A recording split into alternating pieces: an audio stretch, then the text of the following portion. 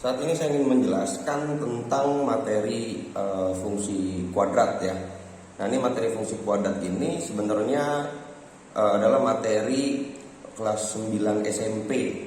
Tetapi nanti di kelas 10 untuk matematika wajib akan diulang kembali fungsi kuadrat ini untuk bab relasi dan fungsi. Jadi nanti kalau yang di kelas 10 matematika wajibnya itu belajar relasi dan fungsi, nanti akan ada fungsi linear, fungsi mutlak dan segala macamnya. Nanti fungsi kuadrat itu diulang kembali. Yang padahal fungsi kuadrat ini sebenarnya sudah dipelajari di kelas 9 SMP. Nah, tetapi nanti di kelas 10 untuk yang jenjang SMA biasanya fungsi kuadratnya sebenarnya nggak jauh beda sih ya, tetapi akan lebih kompleks aja bentuk dari fungsinya seperti itu. Nah, untuk mengingat kembali tentang fungsi kuadrat, di sini saya berikan bentuk umum dari fungsi kuadrat. Nah, bentuk umumnya itu adalah fx sama dengan ax kuadrat plus bx plus c. Jadi perlu diingat ya, kalau misalnya ada kalimat fungsi atau di dalam bentuk persamaannya ada fx, nah itu disebutnya adalah fungsi, atau fungsi itu biasanya ditandai dengan ada fx. Apakah hanya fx? Tidak. Jadi bisa juga diganti fx ini dengan gx, dengan hx, dengan zx dan sebagainya. Jadi fx, gx, hx, zx dan pengganti lainnya itu hanya menggantikan bahwa bentuk persamaan ini adalah dalam bentuk fungsi seperti itu. Nah, perlu diingat juga bahwa fx ini sama dengan y nanti. Karena apa? Karena di sini sudah terdapat variabel x, maka di sini juga harus ada y, karena sebuah fungsi itu dikatakan fungsi ketika dia bisa dibuat dalam bentuk grafik. Nah, grafik kartesius itu kan biasanya kita memerlukan koordinat x dan koordinat y ya. Nah, x-nya itu sudah ada di dalam persamaannya, dan y-nya itu adalah si fx-nya atau gx-nya atau hx-nya. Jadi tergantung nanti yang diberikan oleh soal seperti itu.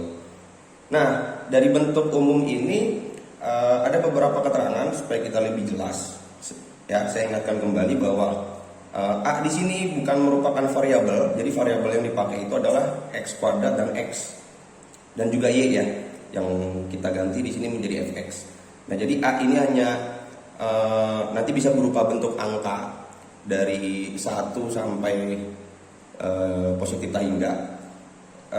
Jadi A itu adalah koefisien dari x kuadrat, sedangkan B itu adalah merupakan koefisien dari x, dan C-nya itu konstanta. Artinya C-nya itu tidak memiliki variabel apapun. Seperti itu. Nah, ini ada syaratnya, seperti tadi yang saya bilang, bahwa nanti nilai A-nya itu tidak boleh, atau lebih dari 0 ya. Lebih dari 0. Jadi A-nya itu harus lebih dari 0. Kenapa? Karena nanti kalau A-nya 0, si x kuadratnya ini akan tidak ada, seperti itu. Jadi kalau x kuadrat yang nggak ada, bentuknya jadi bukan fungsi kuadrat.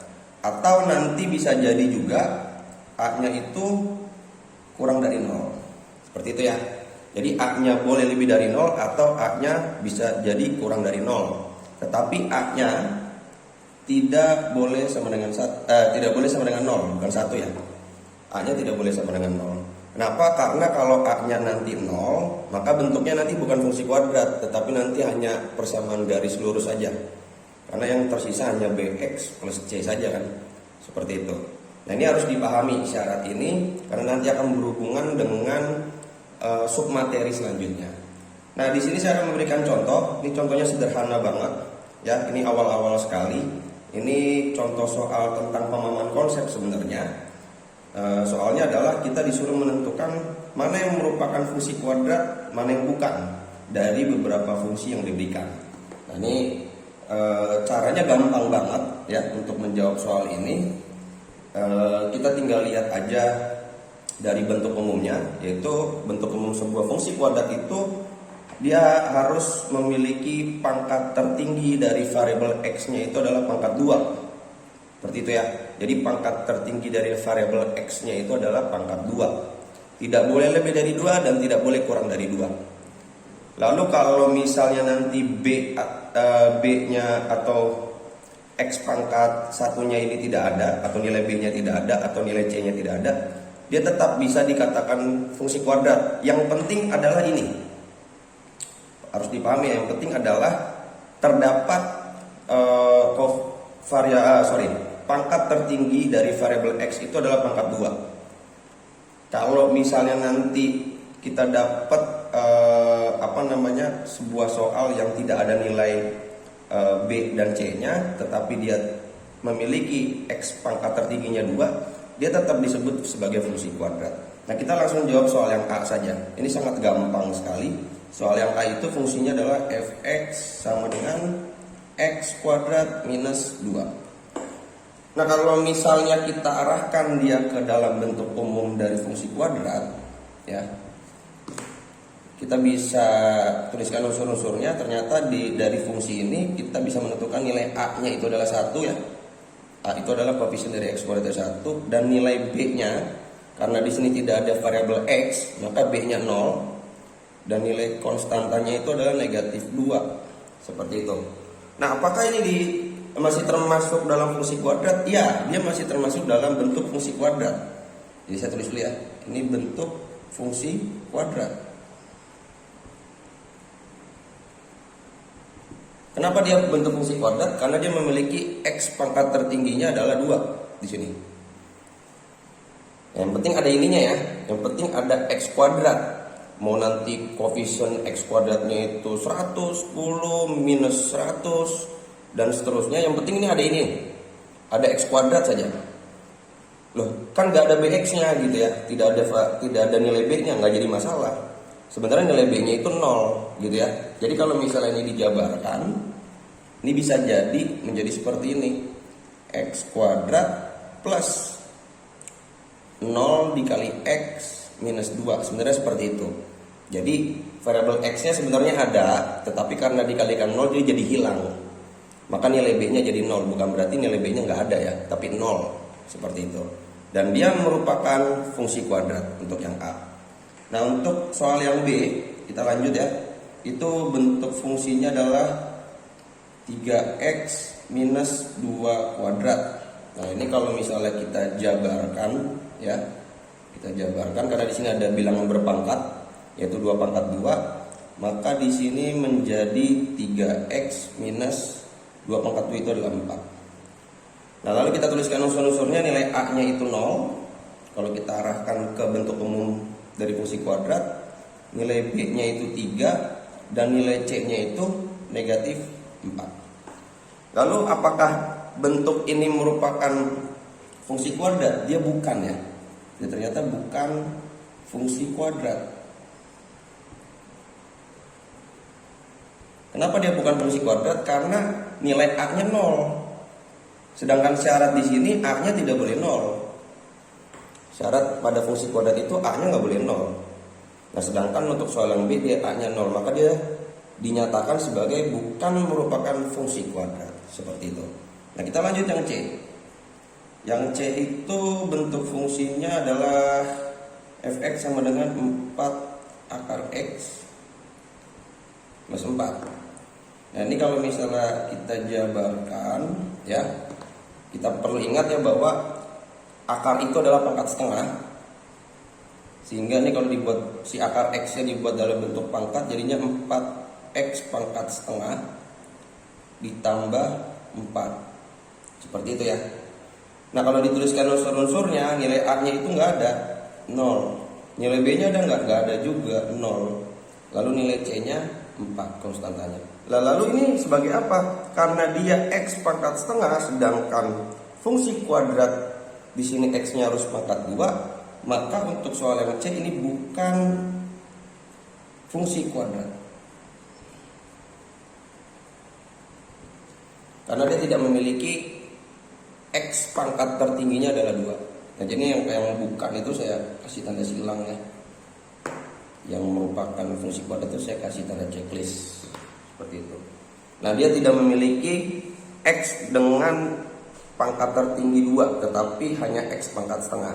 Jadi dia tidak bukan merupakan fungsi kuadrat karena tidak sama dengan bentuk umumnya, gitu ya. Pokoknya intinya syarat sebuah fungsi itu disebut fungsi kuadrat, intinya dia punya nilai ini nih, X kuadrat. Mau B-nya nggak ada, mau C-nya nggak ada, nggak jadi masalah. dia tetap bisa disebut sebagai fungsi kuadrat seperti itu. Nah, kita lanjut ke soal yang D. Ini karena ini nggak muat ya, saya pindah di belakang atau di sini aja. Ya, untuk soal yang D, itu bentuknya adalah fx sama dengan 2 plus x dikali dengan x kuadrat minus 1. Nah, ini biasanya untuk soal yang D ini masih banyak yang salah ya. Untuk soal yang D, biasanya mereka hanya melihat, oh ada nih x pangkat 2 nya ada, dia langsung tulis merupakan fungsi kuadrat. Padahal kalau dilihat bentuknya, ini adalah dua bentuk yang harus dikalikan secara aljabar. Jadi kita harus kalikan satu per satu. Jadi 2 kita kalikan dengan x kuadrat, lalu 2 juga kita kalikan dengan minus 1, lalu x kita kalikan dengan x kuadrat, dan x kita kalikan dengan minus 1. Jadi ini disebutnya adalah perkalian aljabar. Jadi jadi kita harus lihat dulu ya. Ini kan karena bentuknya adalah dalam bentuk operasi perkalian, maka kita harus kalikan dulu, baru nanti akan terlihat dia merupakan fungsi kuadrat atau bukan. Seperti itu. Nah, jadi ini kalau kita jabarkan jadinya fx, ini kita kaliin ya, 2 dikali x kuadrat itu 2x kuadrat, 2 dikali minus 1 minus 2, x dikali x kuadrat itu menjadi x pangkat 3, x dikali min 1 jadinya min x. Lalu kita urutkan dari pangkat yang paling tinggi, x pangkat 3 plus 2x kuadrat minus x minus 2, ini fx ya. Nah, ternyata pada saat kita jabarkan dia memiliki x pangkat tertingginya itu 3 yang ini nih. Nah, karena bentuk umum dari fungsi kuadrat itu adalah x pangkat tertingginya harus 2, maka untuk fungsi ini, ya fungsi yang soal yang D ini, dia bukan merupakan fungsi kuadrat. Bukan fungsi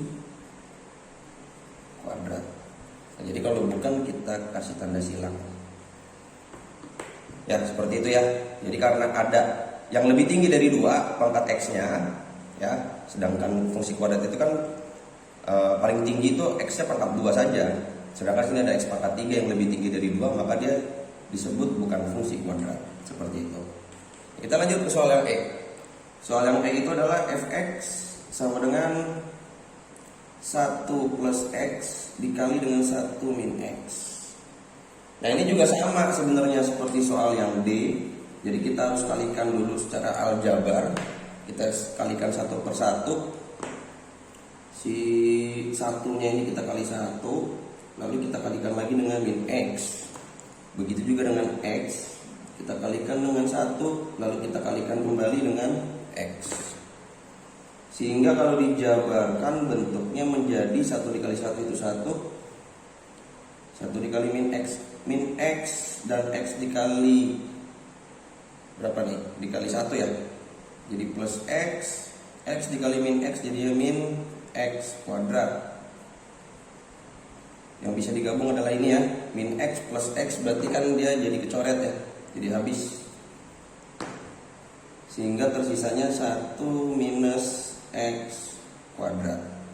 Nah, lalu apakah dia merupakan fungsi kuadrat? Iya, dia merupakan fungsi kuadrat karena ada x kuadrat di sini, atau x pangkat tertingginya pangkat 2. Meskipun x kuadratnya negatif, nggak jadi masalah, ya, nggak jadi masalah. Meskipun x kuadratnya negatif itu nggak masalah. Ya, jadi ini kesimpulannya adalah merupakan fungsi kuadrat.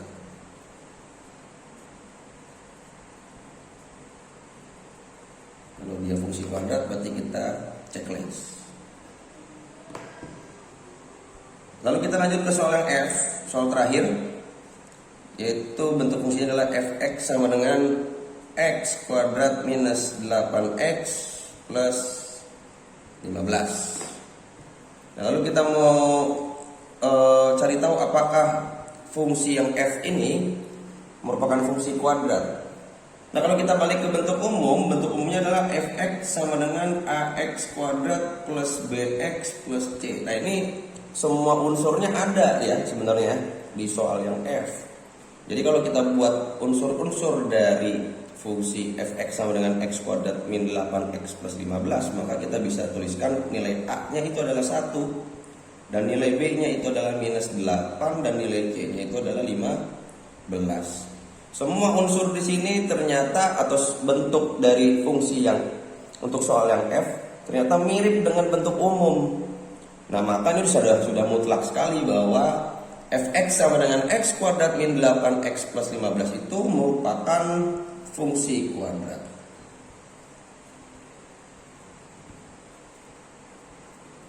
Jadi kalau dia merupakan fungsi kuadrat, nanti kita checklist seperti itu. Nah, jadi pada intinya dari contoh soal yang tadi ya, dari A sampai dengan F, sebenarnya yang paling terkhusus yang harus kita pahami adalah bentuk fungsi akan disebut fungsi kuadrat ketika dia memiliki X dengan pangkat tertingginya 2. Selebihnya terserah, mau nilai B-nya 0 atau C-nya 0 atau B-nya negatif, C-nya negatif, itu nggak jadi soal, nggak jadi masalah. Dan yang paling penting hanya ininya saja, pokoknya ada X kuadrat saja. Dan di sini ada fx atau y atau hx atau gx, itu dia disebut sebagai fungsi kuadrat. Kira-kira seperti itu penjelasan awal tentang fungsi kuadrat.